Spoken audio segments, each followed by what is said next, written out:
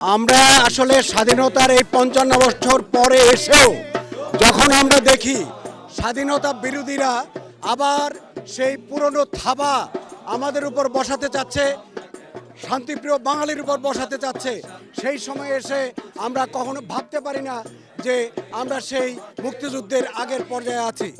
আমরা চাই রাজাকার মুক্ত এবং স্বাধীনতা বিরোধী মুক্ত একটা বাংলাদেশ। এবং বর্তমান সরকারের উপর আমাদের অবশ্যই দাবি যে স্বাধীনতার চেতনাকে ধারণ করে মুক্তিযুদ্ধের শোষণমুক্ত একটি বাংলাদেশ যেন গঠন করার প্রক্রিয়া গ্রহণ করে। আমরা বাংলাদেশ উদীচী শিল্পী গোষ্ঠী মুক্তিযুদ্ধের চেতনায় একটি শোষণমুক্ত অসাম্প্রদায়িক বাংলাদেশ গড়ার কাজে আমরা নিয়োজিত আছি। যতদিন পর্যন্ত শোষণমুক্ত মুক্তিযুদ্ধের চেতনায় একটি বাংলাদেশ গঠন করতে না পারবো ততদিন পর্যন্ত, এবং এই রাজাকার মুক্ত বাংলাদেশ গঠন করতে না পারবো ততদিন পর্যন্ত আমরা আমাদের সংগ্রাম চালিয়ে যাব।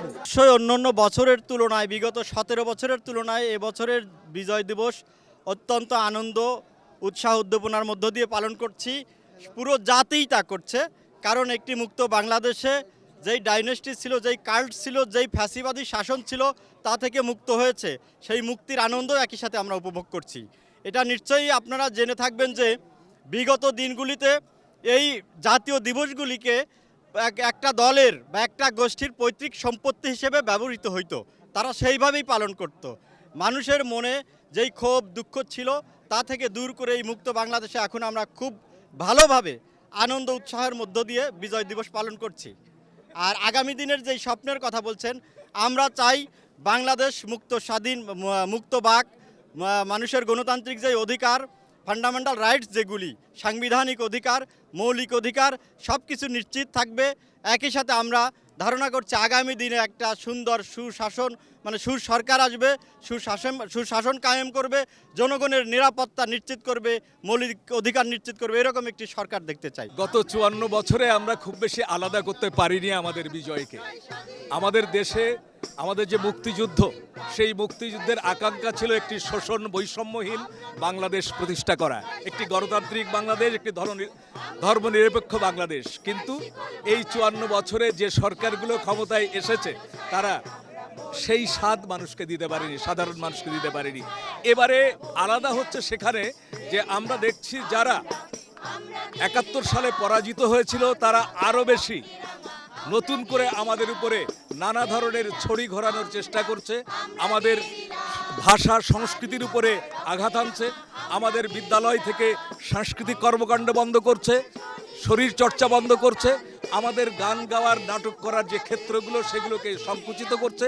আমরা যে অর্থনৈতিক মুক্তির জন্যে মুক্তিযুদ্ধ করেছিলাম সেই অর্থনীতিকে আরও আবদ্ধ করে ফেলা হচ্ছে আমাদের বন্দর করিডোরগুলোকে বন্ধক রেখে। সেই জায়গার থেকে এটিকে আমরা অবশ্যই আলাদা মনে করি। এই জায়গার থেকে যে আকাঙ্ক্ষা নিয়ে মানুষ মুক্তিযুদ্ধে অংশগ্রহণ করেছিল সেখানে বাংলাদেশকে নিয়ে দাঁড় করাতে হবে, সেটি আজকের অঙ্গীকার হওয়া দরকার বলে মনে করি।